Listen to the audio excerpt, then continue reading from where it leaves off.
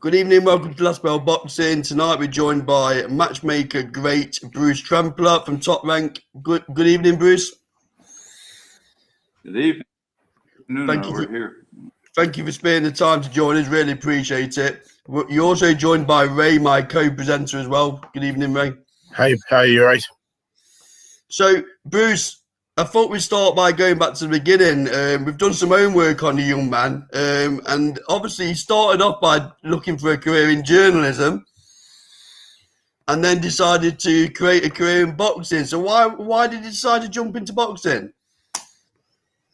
Well, it was a unique opportunity. I went to a boxing match in Columbus, Ohio in 1967, and I wanted to write an article in the college newspaper at Ohio University, and I interviewed a fighter named Bill Douglas, and in the course of talking for an article, he mentioned he didn't have a manager, he was having trouble getting fights. I volunteered to do what I could, even though it was only the second boxing show I'd ever been to.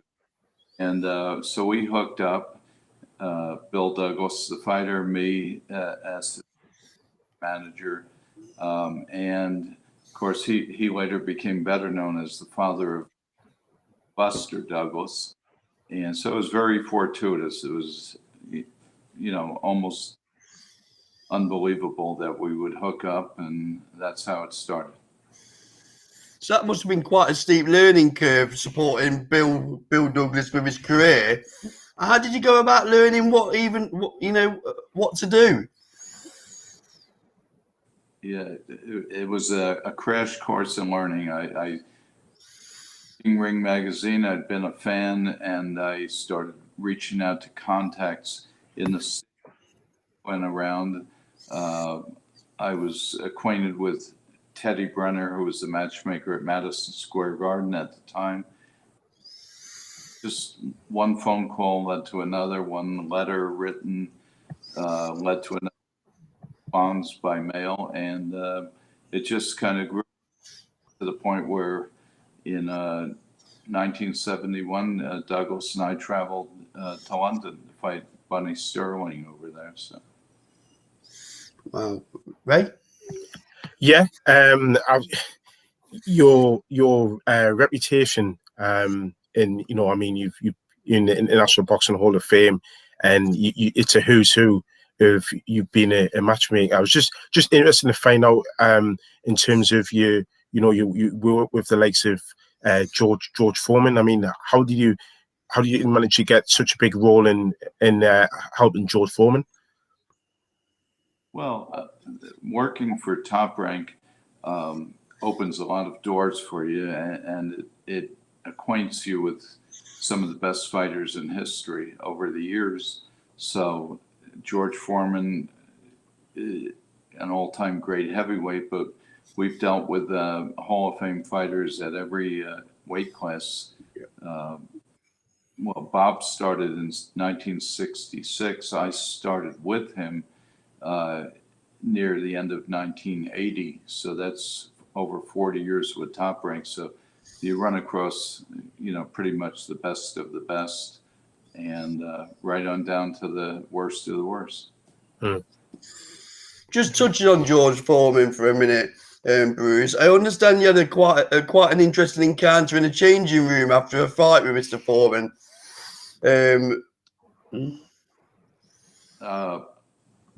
The encounter wasn't with me. I had a couple boxers on the undercard there in 1977 in San Juan, and George, who was trying to get a rematch with Muhammad Ali at the time, fought Jimmy Young, and it didn't go well. And George realized as he came back to the dressing room that he wasn't going to be able to fight Ali again, coming off the loss, and certain thoughts and ideas that he had that were shattered. It triggered a tremendous scene where George lost all control of himself and had a real bad episode there, and everyone did their best to calm him down. I was one of the first to flee the dressing room for my own safety. And it was a scary moment, but it was such an important moment because it began George's transformation from his previous persona to the man he became and is today. So go on, mate. Go on, mate. Sorry. I was just going to ask you, because you've achieved so much in boxing. What would, for you, if someone was to ask, what would be your proudest achievement in boxing if you had to nail down one? I never thought of it in terms of a proudest achievement, but there's been a lot of thrilling moments. When George knocked out Moore in his third shot at regaining the heavyweight title, he'd previously lost on points to Holyfield and on points to Tommy Morrison, and he didn't give up. He was determined to win the belt, and the truth is he was losing the fight with Moore. And I was despairing that, what do we do after this fight if he loses again? And then, boom, he dropped the bomb on Moore, and he'd achieved his goal. It was a wonderful moment. So that leads me on to my question, Bruce. What are obviously you've now matchmade through a few decades, it's fair to say. What are the biggest challenges in the current era with matchmaking? In today's era compared to well, when it's a different business now. When Top Rank did the Four Kings, Hagler, Leonard, Duran, and Hearns, we had access to all four fighters. We didn't have promotional contracts, but we had access to them. And our promotional rival at the time was Don King, who was handling heavyweights, and Julio Cesar Chavez Sr. and a few other guys. But there was no conflict. There was, he had access to his guys, we had access to our guys. Nowadays, everybody has a promoter that you have to deal with, and each promoter looks out for his best interests. So you can imagine today if Leonard was with one guy and Hearns was with another and Marvin was, it would have been very messy, and that's evidenced by the difficulty today in making fights where certain guys are held by other promotional entities, and that's why some of the biggest fights aren't happening today like they used to. So does that make, and this is from a British point of view, does that make somebody like Josh Taylor's success becoming undisputed at 140 all the more sweet? The fact that he's had to navigate that when there's only been very, very few, maybe 5 undisputed champions in the modern era. Does that make it all the more sweet for you then? It does, but Josh Taylor was the beneficiary of fighting a boxer, Jose Ramirez, who we promoted. And Jose was willing to fight Josh, and the fight came together. Had one or the other been with another company, it might not have been so easy. So, and that kind of illustrates what I'm talking about. There's too many promoters with too many fighters, and each one rightfully wants to do the best by their fighter. Our guys, I'm not saying this in a boastful way, but our guys will fight anybody, any champion, and that's just the way it is. It's not reciprocated by other promoters. So, Bruce, obviously, in terms of I was looking through some of the people that you've matchmake, and it's a ooze of boxing, if I'm honest with you. What would you say the biggest upset you've been involved in directly? Jeez, I don't know. Can you think of one? Sorry to put you on the spot. No. I'm asking Evan for. I was saying Tommy Morrison, Michael Benton's a big one. That was Evan just reminded me when Tommy Morrison was defending his WBO title, Michael Bent, and boom, we didn't see that coming. But in retrospect, Tommy didn't train as well as he should have for that fight. He thought it was an easy one, and Bent was a danger man. And as they say in the heavyweight division, one punch can change everything. So that was a big upset. But you got any more that you can think of? That's harder when you put it in this. Yeah. No, I mean, you guys could probably remind me of some. Yeah, well, let's try another question then, 'cause it's quite late at night here, Bruce. You put me on the spot there, young man.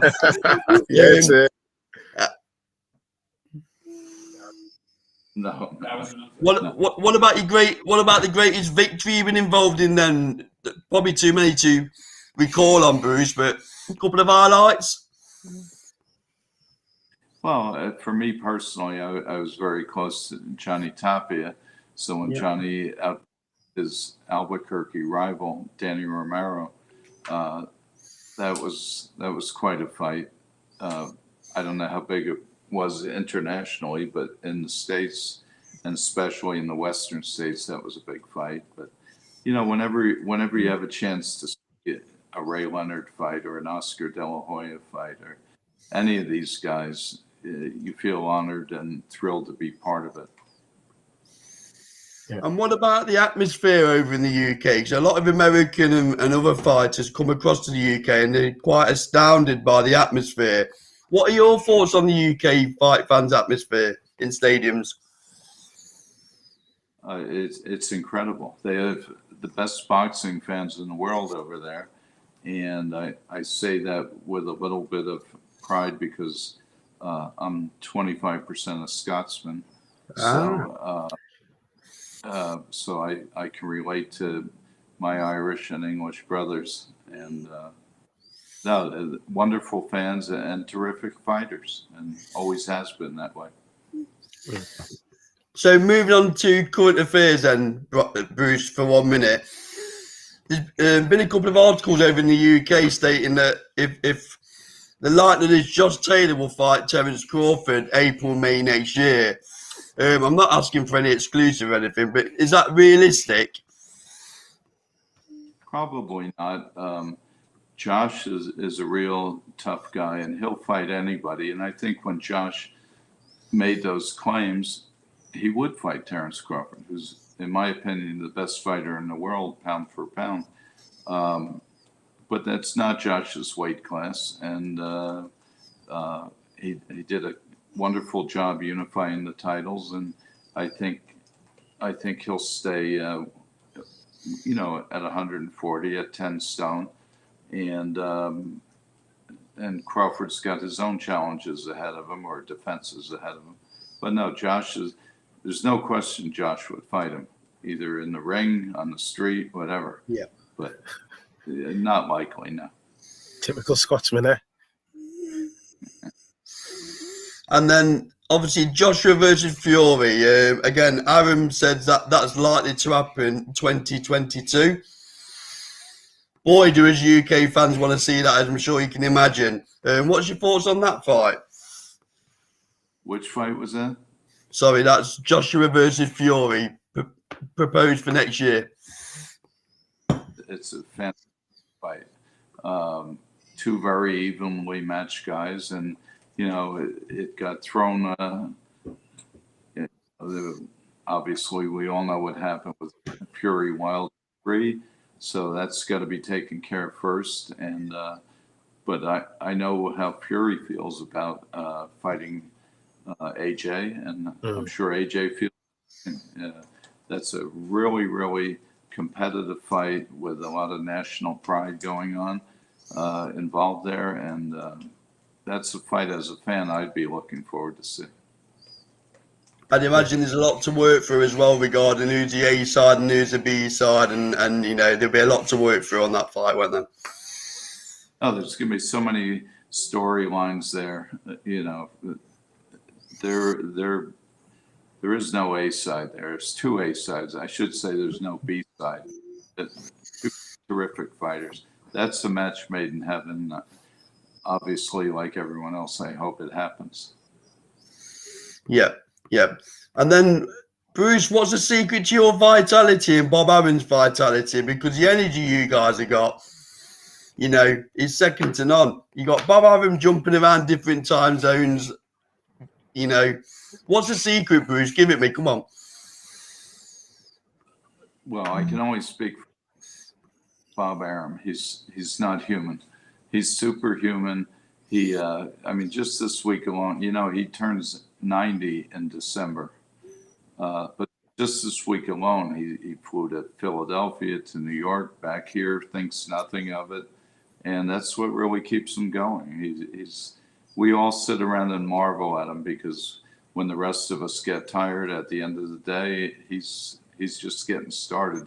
His interests span not just the time zones in the States, but he's internationally on the phone all day, and he loves it. And that's what keeps him going. He's an amazing man. And that's also why that top rank is still relevant and is still seen as one of the top boxing promotional outfits to this day. You guys have always been at the top since you came on the scene. Yeah, he's a real inspiration to us. He doesn't even realize how remarkable he is. He's like the Energizer Bunny, and you know, none of us can keep pace with him. Put it that way. We work in different shifts, so we can keep up with Aaron. Remarkable. So obviously, Bruce, you're a legend of boxing, but also sports memorabilia is a bit of a passion of yours as well. So what's your prize asset in terms of sports memorabilia? I value them differently than in terms of money. Baseball players or boxers that I've had the pleasure to meet, the honor to meet, if I have their cards, I have a personal relationship with these great athletes. I collect the cards or the memorabilia, the jerseys, and that means more to me than you could put a price tag on. So. Yeah. Well, Bruce, we agreed to keep this short, young man. So I'd like to firstly thank you for your time. I really appreciate it. So really appreciate your time. And what we'll do, we'll call it a day now. And hopefully we can have a part two sometime in the future. Because with all due respect, you'll need a few parts to get through your fantastic career. So hopefully we can hook up again in the future and carry on where we picked up, if that's okay. Well, thank you very much. Thanks for all you do for boxing, and I look forward to the next time we meet. No, thank you for all you do for boxing. Thank you. Much appreciated, Bruce. Thank you very much for your time. Thank you. Bye-bye.